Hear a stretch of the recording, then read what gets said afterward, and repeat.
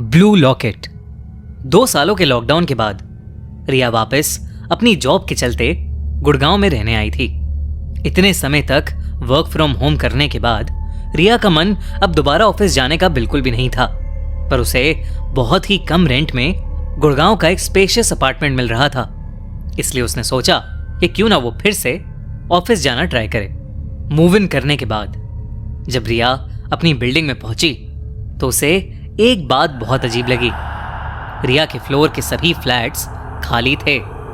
रिया ने जब लैंडलॉर्ड से इसका कारण पूछा तो लैंडलॉर्ड ने उसे बताया कि क्योंकि लॉकडाउन खुले हुए थोड़ा ही टाइम हुआ है, इसलिए अभी भी ज्यादातर लोग अपने घरों में ही हैं। लैंडलॉर्ड ने कहा कि कुछ दिनों में ये सब फ्लैट भर जाएंगे।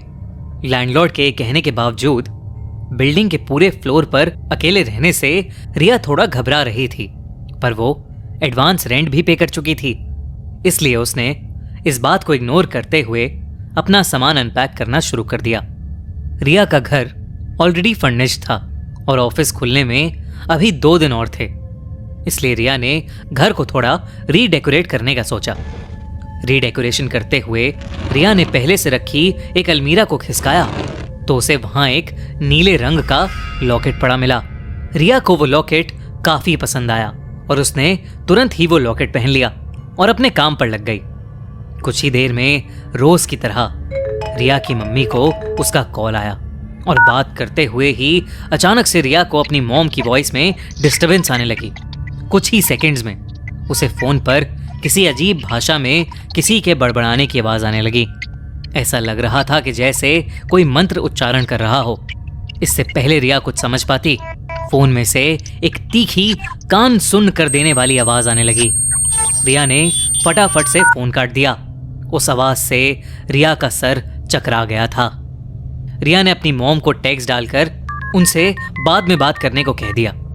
रिया के सर में अचानक से दर्द होने लगा था, तो रिया ने थोड़ा रिलैक्स करने के लिए अपने लिए कॉफी बनाई और अपने लैपटॉप पर मूवीज ब्राउज करने लगी। रिया को समझ ही नहीं आ रहा था कि वो कौन सी मूवी देखे। रिया के ब्राउज करते करते ही लो बैटरी होने की वजह से उसका लैपटॉप शट डाउन हो गया और लैपटॉप की काली स्क्रीन में जो रिया को दिखा उससे वो बिल्कुल चौंक उठी। एक बूढ़ा बाबा ठीक उसके पीछे खड़ा हुआ था और पलक झपकते ही वो वहां से गायब हो गया।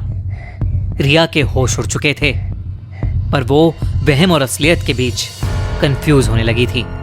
उसने पीछे मुड़कर देखा पर वहां कोई भी नहीं था। रिया को डर लगने लगा था। उसने पूरे घर का एक चक्कर लगाया पर उसे कोई भी नहीं दिखा। रिया के गले में अभी भी वो लॉकेट था और वो उसे पहने ही सो गई। देर रात रिया को अपनी गर्दन पर एक खिंचाव महसूस हुआ, जिससे उसकी नींद खुल गई। आंखें खुलते ही उसने देखा कि उसकी गर्दन का वो ब्लू लॉकेट हवा में था, मानो उस लॉकेट को कोई खींच रहा हो। रिया बुरी तरह घबराने लगी। उसने हिम्मत करके जैसे ही उस लॉकेट को हाथ लगाया, वो लॉकेट वापस नीचे हो गया। दोस्तों, आप और मैं अक्सर इंटरेस्टिंग और दिल दहला देने वाली हॉरर स्टोरीज की तलाश में रहते हैं। रिसेंटली मैंने एक नया हॉरर